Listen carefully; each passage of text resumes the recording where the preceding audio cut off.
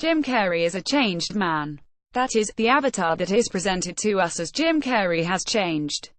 When the comedian waltzed out in front of E! News during New York Fashion Week and declared that everything was meaningless and that none of us are really here, the subtext of the resulting headlines was that Carrey had experienced a nervous breakdown, was battling depression or was just plain batshit crazy.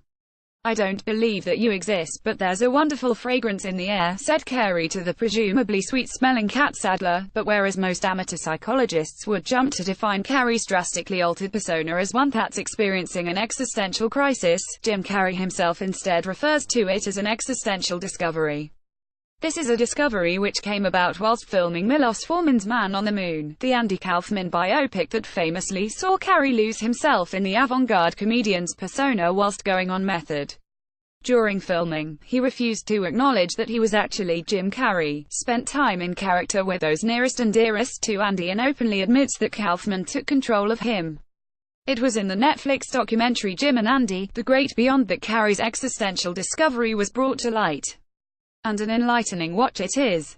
Carrey justifies his discovery because he could so easily become Kaufman and lose himself in the process. He discovered that none of this matters: your individuality, your struggle, your ego. They're all abstract concepts which are keeping you boxed within this avatar that you have created for yourself, a rigid representation of the way you want to be perceived by others. Kaufman seemingly had no sense of this, often blurring the lines of where his own performance began and ended.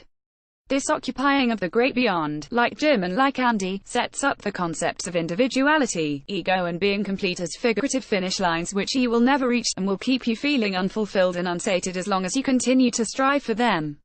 The answer, according to Carrey: stop striving and just be. I know. Firstly, this is coming from Jim Carrey, the actor and comedian who once made a $10 million check out to himself to inspire him to reach the heady heights of Hollywood.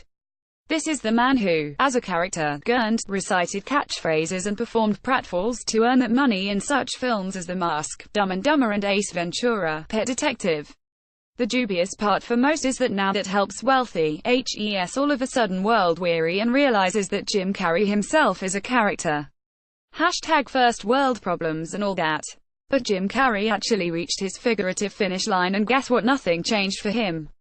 He was still unhappy. Does that make him more qualified to comment on fulfillment? Voicing this revelation, Carrey posits that "I think everybody should get rich and famous and do everything they ever dreamed of so they can see that it's not the answer, and it's seemingly because the entity earning that $10 million was the Jim Carrey avatar, the character that manifests the qualities he wants to display to the real world."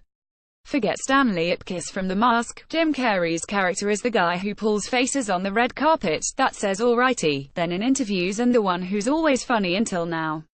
And Jim Carrey is a character that helps tired of trying to portray. Back to the amateur psychologist, and this is where the link to depression kicks in. Speaking to The Hollywood Reporter, Carrey said depression only happens when you don't accept what is, and you're replaying a character in life.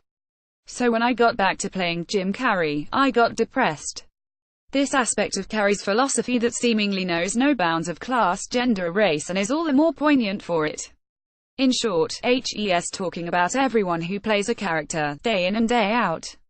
You, me, him and her. Like Ferrell, were all front-in. Re-emphasized during the Jim and Andy documentary, Carrey relates this idea to anybody who has to go into work and dress a certain way and say a certain thing to convince everyone around them that they're a winner. Referring to this inappropriate sense of self, Carrey continues: "I found the hole in the psyche and am going through, and am going to face the abyss of not knowing whether that's gonna be okay with everybody or not." In other words, stop playing your character. Going through the hole in the psyche and the Into the Great Beyond has clear links to Jim Carrey's first big serious role in Peter Weir's The Truman Show. Carrey considers the film to be prophetic and the absolute manifestation of his consciousness at that time. On the surface, the film tackles the trappings of fame and all too awkwardly forecasts our obsession with reality TV and smartphone surveillance. But in applying Carrey's philosophy to The Truman Show, the dome in which Truman lives is our reality where we and our avatars reside. The door to the outside of the dome and the real world of the truth is the way to ultimate enlightenment. We ourselves, behind our avatars, can stay in the dome, effectively playing as actors on a predetermined path just like Meryl Burbank and best mate Marlon, or we can step out into what's beyond the dome as Truman does. But the big question is, what is beyond the most consistent idea that Carrey puts forward is the feeling of being free from concern, that is, being in that state where we aren't worried about how we're perceived by others, the mow that needs organizing, or about the bills that we need to pay. Some people manage to attain being free from concern through short-lived lowered inhibitions often associated with drink, drugs, or some such escape. And that feels good for a while. But this idea of being free of concern is how Carrey made his millions. Think Ace Ventura with asparagus teeth and avocado eyes. Think Lloyd Christmas in his peach tux. Think Elias Fletcher Reed holding his royal blue pen. These characters are free of concern, one and all. And they're popular because they are free in ways which we are not. Instead, we ourselves watch safely from the wings, grateful for the hour or so of escape they're given us. Yet these are film characters clearly acting the clown. We can't all pragmatically act that way, can we? Of course not. These are all extreme examples, and behavior like that is likely to get you locked up. But what about those of us that in reality dare to go some way to shedding our ego, our avatar and our concerns? Jeff Lieberman, former host of the Discovery Channel's Time Warp and sometime TED Talker, shares many similar philosophies with Carrey and theorizes that as a human, we're nothing more than atoms. The same as your sofa and just like your phone. We look at ourselves as human beings that have gained consciousness, rather than consciousness which has been shaped into a human being. Or as the 13th century poet Rumi puts it, you are not a drop in the ocean, you are the entire ocean, in a drop.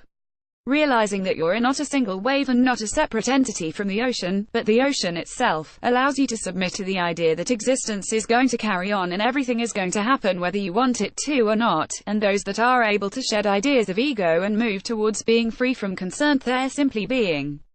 They've gone through the hole in the psyche and are unconcerned with what others think, free of the confines of themselves. In the case of Carrey, just like his characters on screen, he has truly lost himself. In a world where everyone is trying to find themselves, what if the answer is to lose yourself like Andy? Like Jim? Although we can't or all realistically go Jim Carrey, what if we simply lose ourselves a little bit each day? What if we say what we think, do what feels right, take a risk and have a play? Throw people's perceptions away, delete your avatar and find a moment.